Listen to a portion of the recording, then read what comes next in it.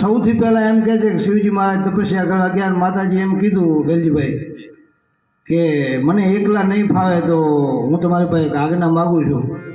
હું એક પુત્ર રત્નની ઉત્પત્તિ કરીશ. શિવજી મહારાજ કે આ ઠીક છે, કાંઈ વાંધો નહીં, તમને એકલવા એવું લાગે તો તમે પુત્રની ઉત્પત્તિ કરજો, એમાં શું છે, એમાં મને શું પૂછવાનું, તો પૂછવું તો જોઈએ ને. તમે મારા સ્વામીનાથ છો, ભગવાન છો, મહાદેવ છો. અને એમ કહે છે કે મહાદેવજી તપ કરવા જાય છે. ઘણા વર્ષો સુધી તપ કર્યા પછી આ બાજુ માતાજીએ પોતાના અંગમાંથી આ સૌ બધા જાણીએ છીએ આપણે. આ એક વિવેકની વાત આવી ને એટલે મને આ વાત કરવાની ઈચ્છા થઈ. વિવેક શું વસ્તુ છે. ગણપતિ મહારાજની ઉત્પત્તિ કરી અને પછી શિવજી મહારાજ આવે છે ને એ બાપ દીકરાને બેની બોલાચાલી થાય છે, તું કોણ છો ને આમને તેમને, મને અંદર જવા દે, આ તો મારું ઘર છે. મતલબ બધું આપણે જાણીએ છીએ કે શિવજી મહારાજ ગજાનંદ ગણપતિ મહારાજનું મસ્તક કાપી નાખે છે. ગણપતિજી પહેલાં તો એ વિવેક જ હતા. ગજાનંદ તો પછી છે. હાથીનું મસ્તક લગાડ્યું ને એટલે ગજાનંદ થઈ ગયા. નન એટલે મસ્તક, ગજા એટલે ગજ. હા, શબ્દનું જ્ઞાન ન હોય તો ગજાનંદ થઈ જાય, નહીં તો થાય ગજા ન બે ન લાગે. એટલે કહેવાનો મતલબ શિવજી મહારાજ મસ્તક કાપી નાખે છે. માતાજી રુદન કરે છે કે તમે આ શું કર્યું, આમ તેમ. તો કે પણ આ મારી હાજરી નહીં, હું તપ કરવા ગયો તો પુત્ર આવ્યો ક્યાંથી? એમ પુરુષ સ્વભાવ છે ને. તો કે તમે મને કહીને ગયા હતા, તમને આ યાદ નથી? તો કે નહીં નહીં નહીં, એવું કાંઈ નથી, તમે આ ખોટું કર્યું, આ કર્મ તમે ખોટું કર્યું છે, આમ ન હોય એમ. પણ એ પછી વાતચીત થાય છે બધી, પછી તો મસ્તક કાપી નાખે છે. પછી માતાજી બધી વાત કરે એટલે પાછું પોતાને ભાન આવે. કારણ કે શિવજી મહારાજ ક્યારેક ક્યારેક છે ને 87,000 વર્ષ સુધી સમાધિમાં જતા રહેતા, ખ્યાલે ન હોય ક્યારે શું થઈ ગયું. એમ કહે છે કે 87,000 વર્ષની સમાધિમાં શિવજી મહારાજ એક વખત બેઠા હતા અને માતાજીનું પ્રાયશ્ચિત એમાં થઈ ગયું. પછી કહે છે કે મારા પુત્રને તમે સજીવન કરો. એટલે કહે છે કે જાઓ તમે, તમને જે સામું મળે ને એનું મસ્તક લઈ આવો. એટલે એમ કહે છે હાથીનું મસ્તક લઈ આવ્યા અને એને સજીવન કર્યા. બીજું કહેવાનો મતલબ એ કે જ્યાં સુધી વિવેકની પ્રધાનતા ન હોય ને ત્યાં સુધી ગણપતિ હોય ને માતાજી ઉત્પન્ન કર્યા હોય ને તો એનું મસ્તક કપાઈ જાય, કપાઈ જાય, કપાઈ જાય. આ મસ્તક ગણપતિનું કપાઈ જવાનું મતલબ એ કે વિવેક નથી. પુરુષની હાજરીમાં ઉત્પત્તિ કરવી જોઈએ. તમે સર્વશક્તિમાન છો છતાંય પુરુષની હાજરી હોવી જોઈએ તમારા પતિની, એમ કહેવાનો મતલબ આ વિવેક કહે છે. નહીં તો સર્વશક્તિમાન હતા, શિવજીને ખબર હતી, ભલે ભૂલી ગયા હતા જે હોય તે. પણ અહીં કને તુલસીદાસજી મહાત્મા કહેવા આપણને માને તમને એમ કહેવા માગે છે, ગમે તે સત્કર્મ કરી, ગમે તે ભક્તિ કરી, જ્ઞાન હોય, વૈરાગ હોય, જે કાંઈ હોય તે, પણ દરેક વસ્તુની અંદર પ્રધાનતા વિવેકની બતાવી છે. વિવેક નહીં હોય તો ગણપતિનું પણ મસ્તક કપાવવાની શક્યતા છે. આવા વિવેક અને વિવેકની વાતો તો ઘણા બધા કરે છે, પણ વિવેકનું પાલન કરવું ને એ મોટી વાત છે. એટલે મને કહેવાની ઈચ્છા થઈ કે એમનો જે વિવેક છે ખરેખર આનંદની વાત છે. બહુ આનંદ થાય કે દેશળ ભગતનું ભજન એમની પાસે પોતાનું છે, પોતે ગાય છે, છતાં એમ કીધું સીતારામ તમે ગાઓ, મજા આવે, આનંદ આવે. એટલે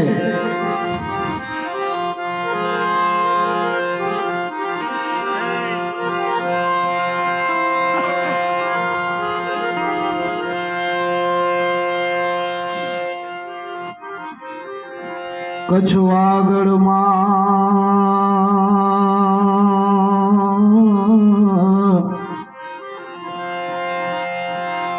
શણવારુણું ગામ,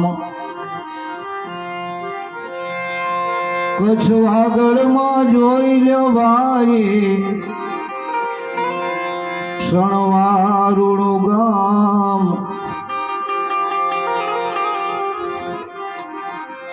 ધન ધન એમના માત પિતા, ધન ધન દેશળ નામ.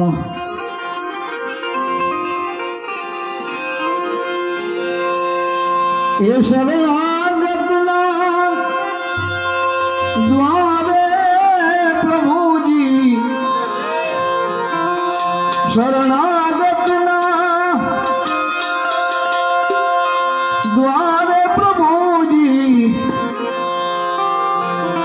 કોની પોલીસ પહેરેદાર એ ભાઈ પોલીસ પહેરેદાર જુઓ ભાઈ દાસનો દાસ કીર્તાર જુઓ ભાઈ દાસનો દાસ કીર્તાર શરણાગતના મારે પ્રભુજી શરણાગતના દ્વારે પ્રભુજી પોલીસ પહેરેદાર એ જુઓ પોલીસ પહેરેદાર જુઓ ભાઈ દાસનો દાસ કીર્તાર એ ભાઈ દાસનો દાસ કીર્તાર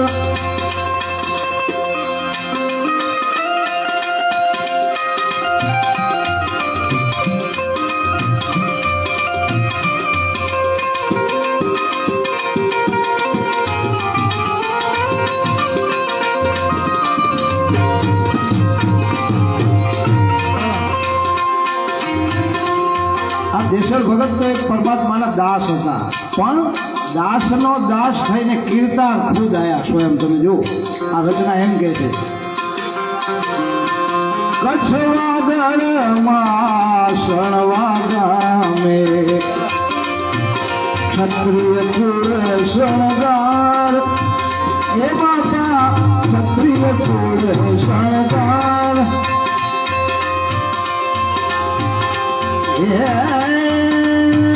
કચ્છ વાગડમાં શણવા ગામે ક્ષત્રિય કુળ શણગાર એ બાપા તમે ક્ષત્રિય કુળ શણગાર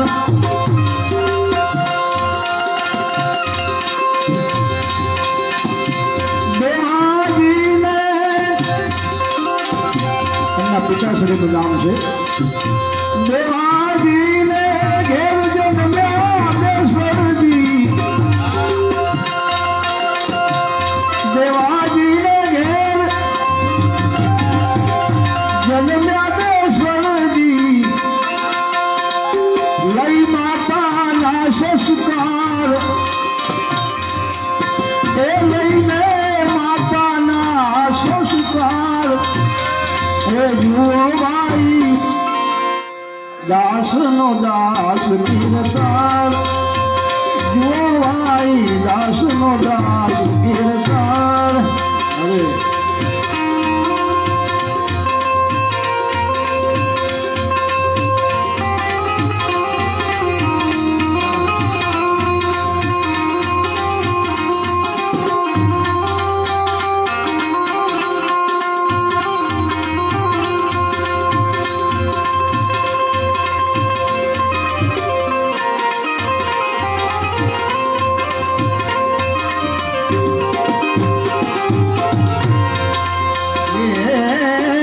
નિકટ સમયે વાગડ છોડી ગયા ધ્રાંગધ્રા દરબાર એ બાપુ તમે ગયા ધ્રાંગધ્રા દરબાર નિકટ સમયે વાગડ છોડી ગયા ધ્રાંગધ્રા દરબાર ગયા ધ્રાંગધ્રા દરબાર એ નોકરીમાં તો બાપાનું જીત જોડે નહીં નોકરીમાં તો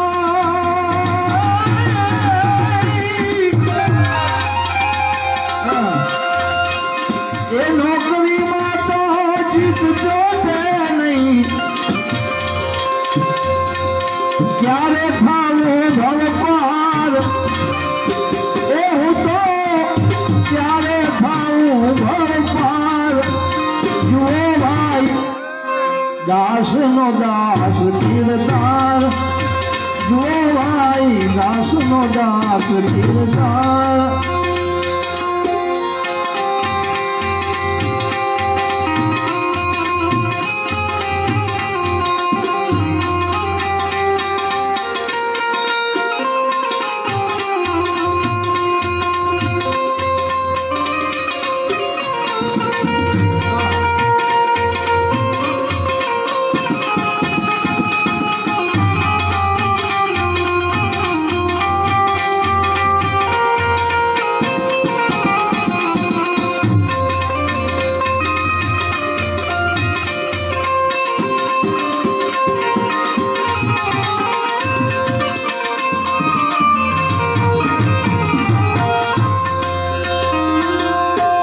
ભજન ભાવમાં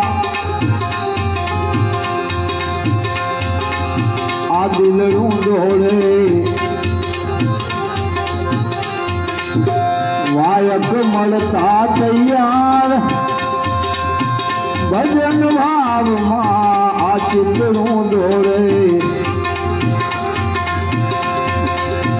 વાયક મળતા તૈયાર એ બાપા તમે વાયક મળતા તૈયાર એ પહેરો છોડીને ભજનમાં જાતા પહેરો છોડીને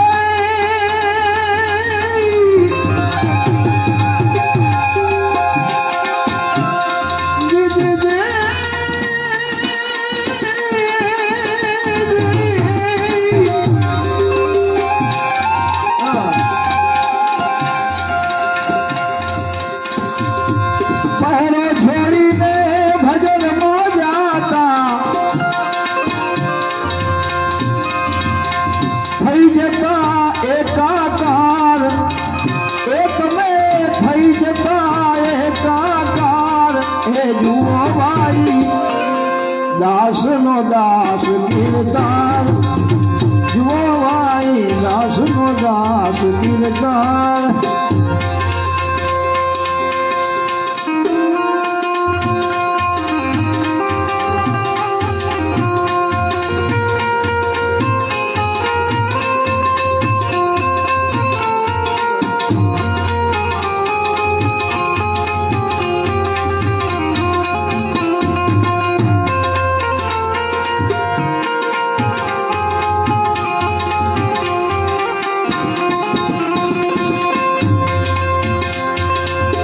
ભીડ પડી ત્યાં પહેરો ભરવા પહોંચતા કીર્તન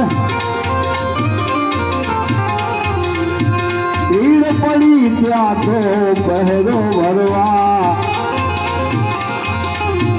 પહોંચ્યા કીર્તન એ ભાઈ પહોંચ્યા આજે કીર્તન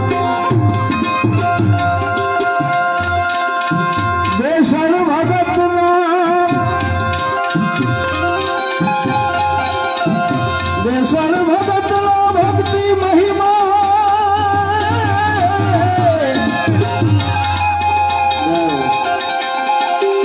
દેશર ભગતનો ભક્તિનો મહિમા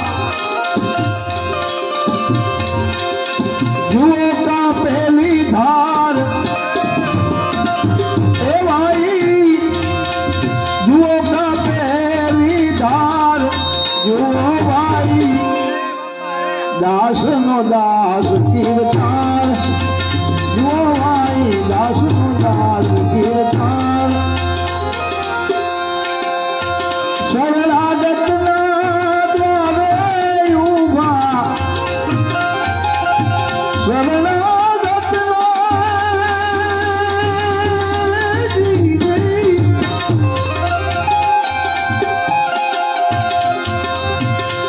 શરણાગતના દ્વારે પ્રભુજી પોલીસ પહેરેદાર પોલીસ પહેરેદાર જુઓ ભાઈ એ જુઓ ભાઈ દાસનો દાસ કીર્તન જુઓ ભાઈ દાસનો દાસ કીર્તન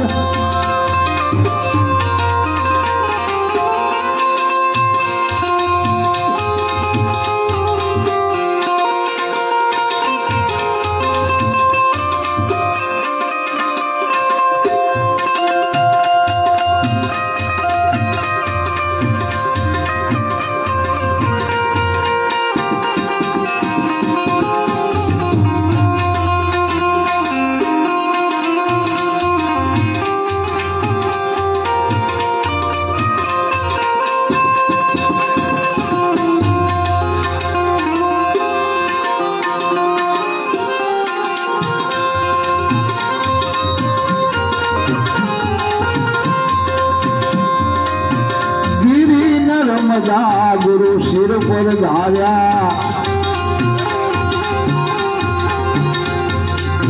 કરવા હરિના દીદાર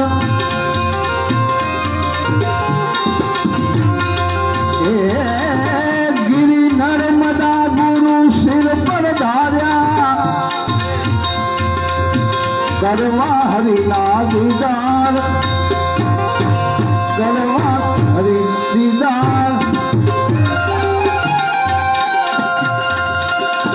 એ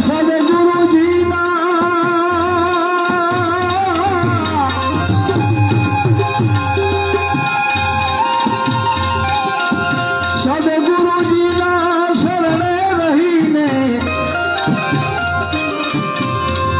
એ સદગુરુજીના શરણે રહીને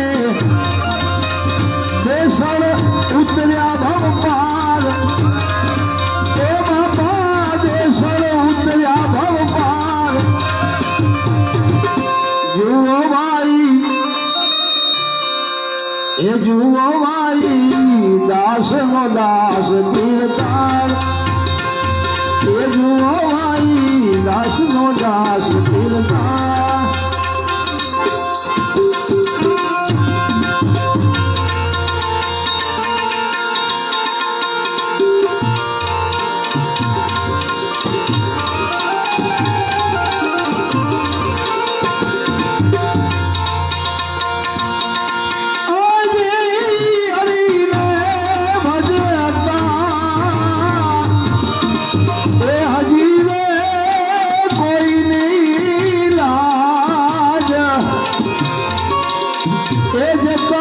નથી અમે જાણી રે એ પણ જેની સુરતા સામળિયા ને સાથ એમ વધે વેદવાણી રે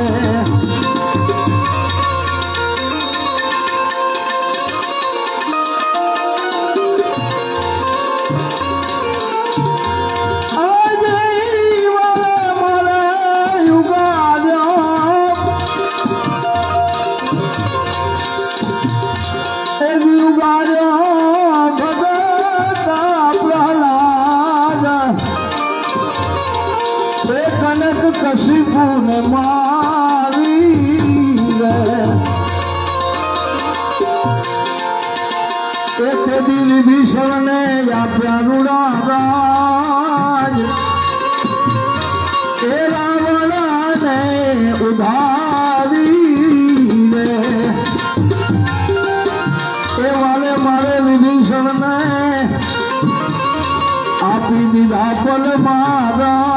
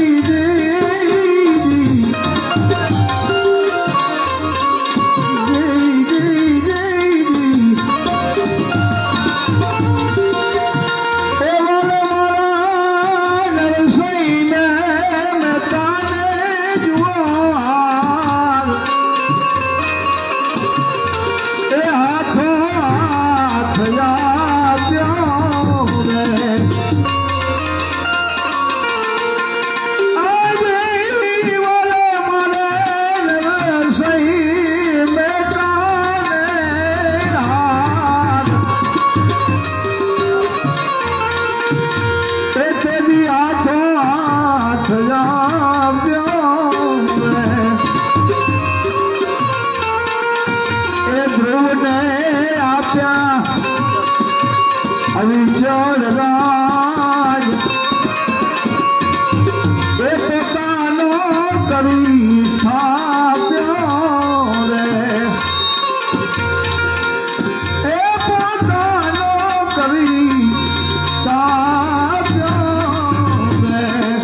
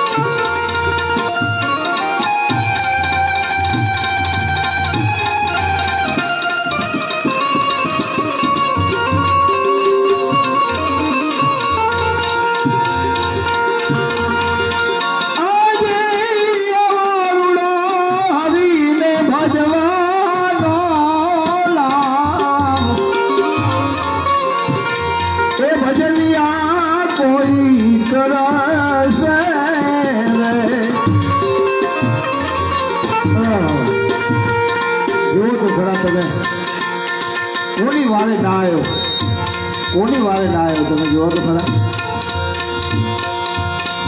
અનેક સંતો ભક્તો એના ગુણગાન ગાયા, એનું ભજન કર્યું અને પોતાના ધર્મમાં રહીને કર્મ કર્યું. મારો વાલો દોડી દોડીને આવ્યો. સુધનવાને મળતી ગળામાંથી ઠાર્યો બાપ.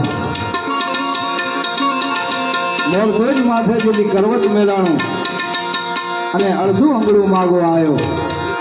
જલારામને બાબાને ત્યાં વીરબાઈના માગા કરવા આવ્યો, પણ ગયો એ ગયો પાછો વળી પાછું ડગો વીરપુર થાવ.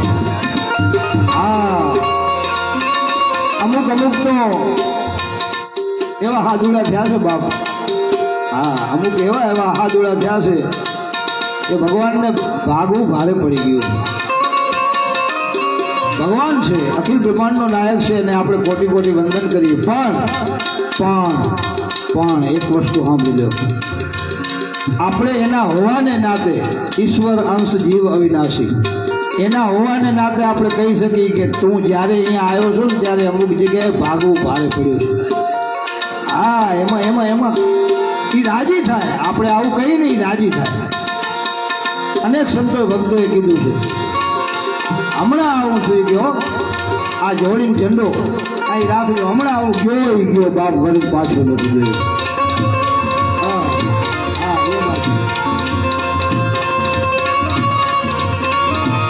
અને અમુક ઇતિહાસમાં અમુક સંતો ભક્તો એવા થયા છે કે જેનો જોટો ન પડે. આ કચ્છની ધરતીનો કાળો નાગ ગણાતા જેસલ જાડેજો ઇતિહાસમાં પહેલો એવો દાખલો છે કે સમાધિ ગણાઈ ગયા પછી, સમાધિમાં સમાઈ ગયા પછી 3 દિવસે પાછા બહાર નીકળ્યા હોય ને લગ્ન કર્યા હોય ને, એવો પહેલો દાખલો.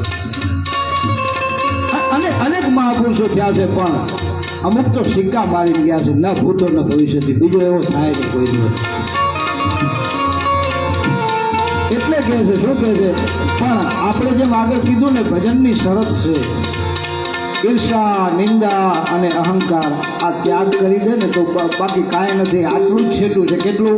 આંખને નાકને છેટું છે. ભાઈ, આંખને કાનને સોરી.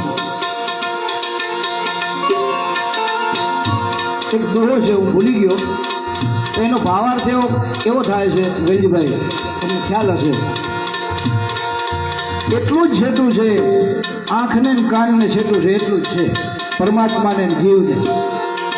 છતાંય આપણી આંખો ભાડે નહીં, કાન એવો દુવો છે, હું ભૂલી ગયો અત્યારે. કવિ એમ કહે છે કે છેટું કાંઈ નથી જીવને અને પરમાત્માને, આત્મા અને પરમાત્માને છેટું નથી, પણ છતાંય આપણી આંખો ભાડે નહીં, આપણા કાન. પછી બીજો કોઈ આપણે એનો ઉપયોગ કરી દર્પણનો, અરીસાનો, તો એ બીજી વાત છે. બાકી આપણી આંખોથી આપણા કાન ન દેખાય સાહેબ. કેવા મહાપુરુષોએ ચિંતન કર્યું છે. તમે બીજા તો 4 જ આગળનું છેટું હોવા છતાં આપણી આખું ભારે છે કામ. એટલે કહે છે